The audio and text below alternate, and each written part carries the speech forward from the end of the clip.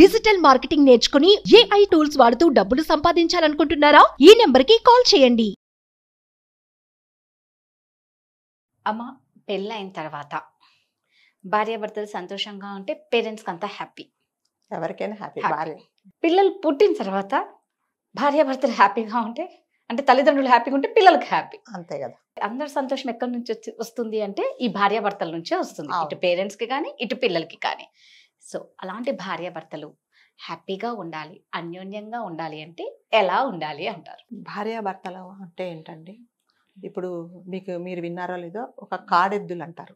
అంటే 2 ఎద్దులు ఒక బండిని నడపాలంటే కోఆపరేషన్ ఉండాలి, 2 ఒకటే దారిలో వెళ్ళాలి. సో నేను కూర్చుంటా, నువ్వు నిల్చో అంటే బండి నడవదు.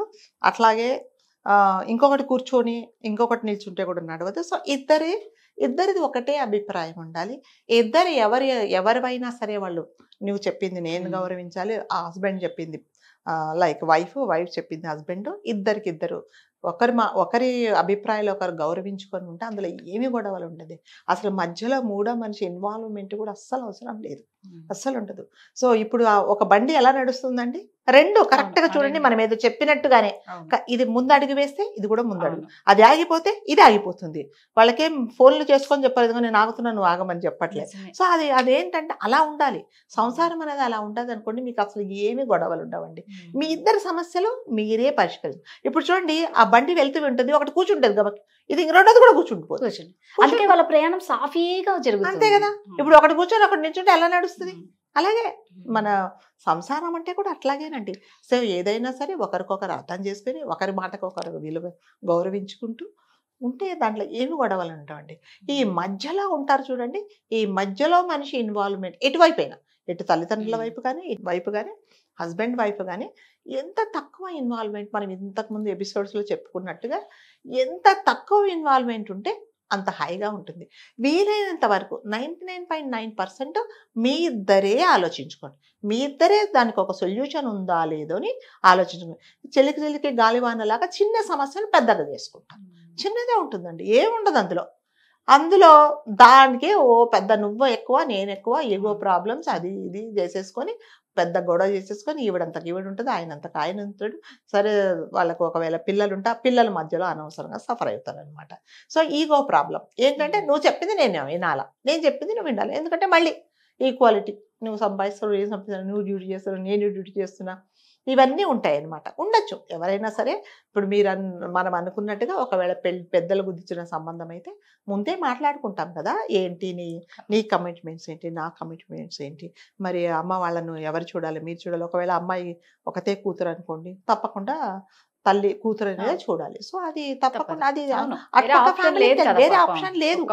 వేరే ఆప్షన్ లేదు. అమ్మాయి ఉన్నప్పుడు తప్పకుండా చూడాలి. అట్లాగే ఇతను ఒక అబ్బాయి అయినా, ఒకవేళ అతనికి ఒక చెల్లెలున్నా, అంటే మన ఇండియన్ కల్చర్ ప్రకారం మగపిల్లలు తల్లిదండ్రులు చూడాలనేది మనకు ఉంది కాబట్టి అవన్నీ మీకు తెలిసినవే. లేదు అలాంటిది అప్పుడు అన్నీ మాట్లాడుకుంటారు.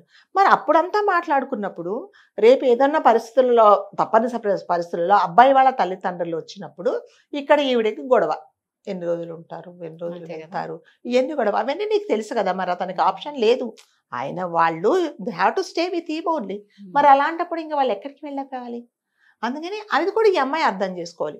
అదే ఒకవేళ మీ ఇద్దరు ఒకరికొకరు ఇష్టపడి పెళ్లి చేసుకున్నారు అనుకోండి, ముందే మాట్లాడుకుంటున్నారండి. ఇప్పుడు అంటే నాకు తెలిసినంత మటుకు ఎవరైనా పెళ్లి చేసుకోవాలి వాళ్ళు మాట్లాడుకుంటారు. ఇదిగో నువ్వు ఇల్లు కొనుక్కున్నావా, ఇంకా ఎంత ఈఎంఐలు ఉన్నాయి, నీ శాలరీ ఎంత అని ముందు మాట్లాడుకుంటారు. మరి మాట్లాడుకున్న తర్వాత మళ్ళీ ఇప్పుడు ఎందుకు వస్తాయి?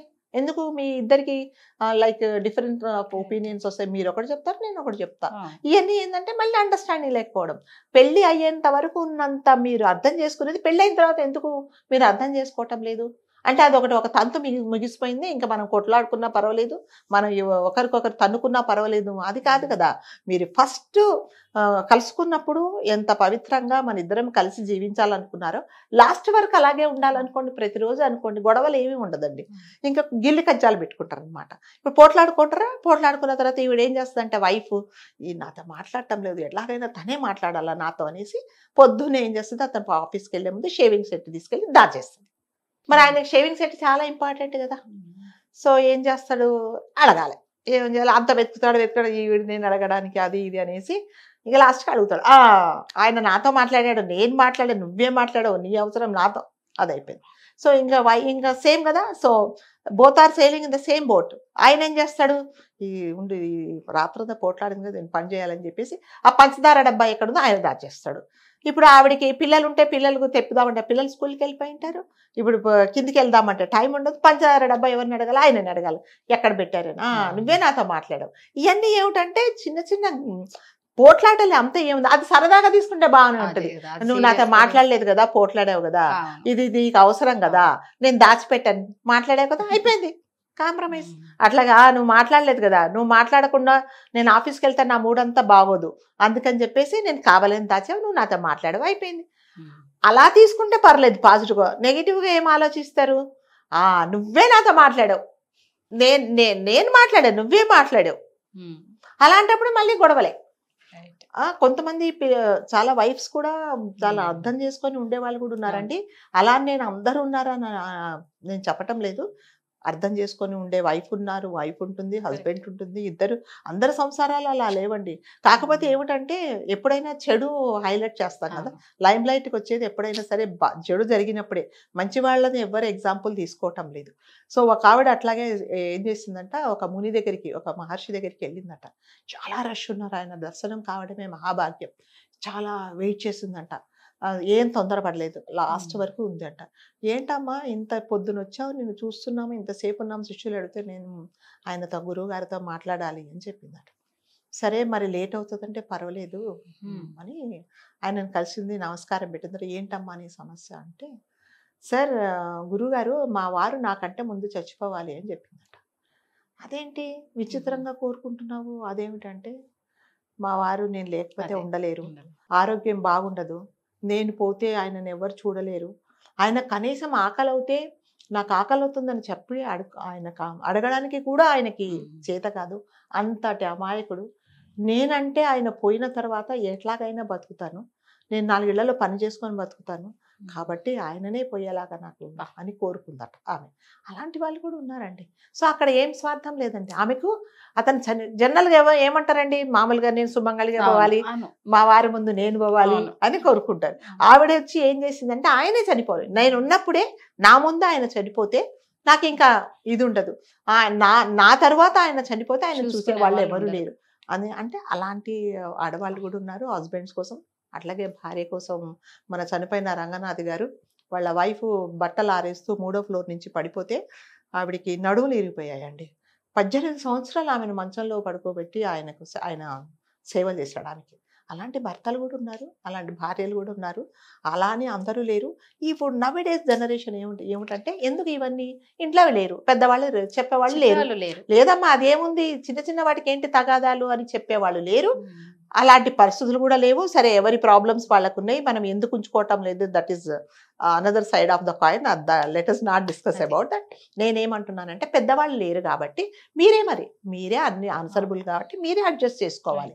ఇప్పుడు ఆవిడ వెళ్ళి ఆయన చనిపోవాలని జనరల్గా నేను మీకు ఇదేంటి హస్బెండ్ చనిపోవాలని ఎవరు కోరుకోరు, కానీ దాని వెనక ఆమె అంత స్వార్థం ఉందనమాట. నేను పోతే ఆయనకి ఎవరు చూడరు, ఆయన ఎలా బతుకుతారేమో, ఆకలి అయితే కూడా అనగలేని పరిస్థితి ఆయనది, ఆయనకు అది నేను చూడలేను, కాబట్టి నా ముందు ఆయన పోతే నేను 4 ఇళ్లలో పని చేసుకొని లేకపోతే గుడిమెట్ల మీద కూర్చొని 4 అడుక్కోనన్నా నేను బతుకుతాను అని ఆయనను కోరుకుందట. సో అలాంటి వాళ్ళు కూడా ఉన్నారంటే అందరూ పోట్లాడుకుంటున్నారు. ఇట్స్ ఓన్లీ అండర్స్టాండింగ్ అండి. నేను ఇంతకు ముందుకు చెప్పినట్టు ఇద్దరు అండర్స్టాండింగ్లో వెళ్తే ఎటువంటి గొడవలు కూడా ఉండదండి. చిన్న చిన్న వాటికి పెద్ద పెద్ద ప్రాబ్లమ్స్ చేసుకొని నువ్వెంత నేనెంత, నువ్వే మాట్లాడాలి నేనే మాట్లాడాలి అని ఉంటే, పోనీ ఒక మెట్టు ఎవరైనా ఒక మెట్టు దిగండి, అది మీకే మంచిది. అప్పుడు అతనే అరే పాపం నేను ఇంత అరిచినా కూడా పాపం నాతో వచ్చి మాట్లాడింది కదా అతను అనుకుంటాడు, ఆ అమ్మాయి కూడా అలాగే అనుకుంటది. ఈ మధ్యలో వాళ్ళు ఫస్ట్ ఆఫ్ ఆల్ మధ్యలో వాళ్ళు ఇంటర్ఫియర్ కాకపోతే వాళ్ళే కాంప్రమైజ్ అయిపోతారు. ఈవిడ తల్లికి చెప్పేస్తుంది అనమాట, అమ్మ ఈరోజు చాలా గొడవ అయింది అంటే ఆవిడ చెప్పదు, ఏదో లేమ్మా రాత్రి వచ్చిన తర్వాత ఏదో సర్దుకుంటాడు కామ్గా ఉంటుంది. ఆవిడ మళ్ళీ రాత్రి ఏంటి మాట్లాడేవా, ఏమైంది, అలాగే ఉన్నాడా, ఈవిడకి ఏమకంటే ఆవిడకి పెద్ద ఎగ్జైట్మెంట్ ఉంటుంది అనమాట. అక్కడ ఎక్కడ తల్లులు కాపురాలను కాంప్రమైజ్ చేయడానికి ట్రై చేయట్లేదండి. అలా అని వాళ్ళు విడిపోవాలని కూడా వీళ్ళు ఎంకరేజ్ చేయట్లేదు, అడ్జస్ట్మెంట్ చెప్పట్లేదు. ఎవరైనా కూడా తండ్రి ఇన్వాల్వ్మెంట్ చాలా తక్కువ ఉంటుందండి. ఈ తల్లులు ఏం చేస్తున్నారంటే ఎంతసేపు వచ్చి నీకేం తక్కువ నువ్వు వచ్చేసేయ్ అలా చెప్తున్నారే కానీ అడ్జస్ట్ చేసుకో. ఎంతవరకు అడ్జస్ట్ చేసుకోవాలా? నీకు వీలైనంత వరకు, నువ్వు ఓర్చుకోగలిగినంత వరకు, ఒకవేళ ప్రాబ్లం సాల్వ్ చేసుకోగలిగిందంటే అది చేసుకో. ఎక్స్ట్రీమ్ అయిపోతే మనం చాలాసార్లు చెప్పుకున్నట్టే ఇంకా అదే నో అదర్ వే. మీరు అందరు కూర్చొని మాట్లాడుకోండి, ఏది కావాలంటే అది చేసుకోండి. చిన్న చిన్న వాటికి తగాదాలకు మీరు సఫర్ అయ్యి పిల్లల్ని సఫర్ చేసి వాళ్ళు రేపొద్దున వాళ్ళు బిక్కమహాలు వేసుకొని చూస్తుంటారు, ఇదేంట్రా బాబు అస్తమానం పోట్లాడుకుంటారు అనేసి వాళ్ళు ఏం చేస్తారంటే కొంతమంది వద్దురా బాబు ఈ పెళ్ళొద్దు పెటాకులు వద్దు హాయిగా ఉందామని. ఇప్పుడు చాలా మంది యూత్ ఏమనుకుంటున్నారంటే ఏం చేశారు మా అమ్మ నాన్న పెళ్లి చేసుకుని అస్తమానం పోట్లాడుకుంటారు, మాకెందుకు ఆ గొడవ, స్విగ్గీలు ఉన్నాయి హాయిగా ఆర్డర్లు ఇచ్చుకుంటాం తింటాం పడుకుంటాం అని అనుకుంటున్నారు అనమాట. సో మనం ఏం నేర్పిస్తున్నాం మన పిల్లలకి? పెళ్లి చేసుకున్నందువల్ల సంతోషంగా ఉన్నామా పోట్లాడుతున్నామా? అయ్యే కదా మనం నేర్పిస్తున్నాం. అందుకని తల్లిదండ్రులు కూడా భార్యాభర్తలు కూడా అంటే ఈ యంగ్ జనరేషన్ పెళ్ళైన వాళ్ళు కూడా కొంచెం అర్థం చేసుకోండి. ఇంతకు ముందు పెళ్లి కాకముందు మీరు ఎంత ఉన్నారు, ఒక 10 నిమిషాలు రాకపోతే ఎంత వెయిట్ చేశారు? ఇప్పుడు అదే కొంచెం మెయింటైన్ చేయండి. ఇప్పుడు ఎప్పుడైనానండి పెళ్లి కాకముందు ఉన్నట్టులాగా పెళ్ళైన తర్వాత ఉండరండి. ఇది సినిమా కాదు పెట్టుకొని ఎత్తుకొని గిరిగిరిని తిప్పేసి పార్కులకు వెళ్ళి పాటలు పాడుకోవడానికి కాదండి, ఇది జీవితం. సో అది వేరే, అది సినిమా కాబట్టి రెండు గంటలు ఏదో చూసి ఎంజాయ్ చేస్తారు. లైఫ్ లో అలా వీలు కాదండి. ఒకసారి వీలు అవుతుంది, ఒకసారి వీలు కాదు. అతనికి ఆఫీస్లో స్ట్రెస్ ఉంటుంది, లేకపోతే ఈ అమ్మాయి కూడా ఒంట్లో బాగవుతుంది, ఇవన్నీ కూడా చూసుకోవాలి. నువ్వు పెళ్లి కాకముందు అలా ఉన్నావు, నువ్వు మారిపోయావంటే తప్పదండి. మార్పు అనేది జీవితంలో సహజం అది. అందుకని ఒకరికొకరు ఇద్దరు అర్థం చేసుకుంటే ఎటువంటి గొడవలు ఉండవు. సూపర్ అమ్మా, థ్యాంక్ యూ. సుమన్ టీవీలో మీ పర్సనల్ అండ్ బిజినెస్ ప్రమోషన్స్ కోసం కింది నెంబర్కి కాంటాక్ట్ చేయండి.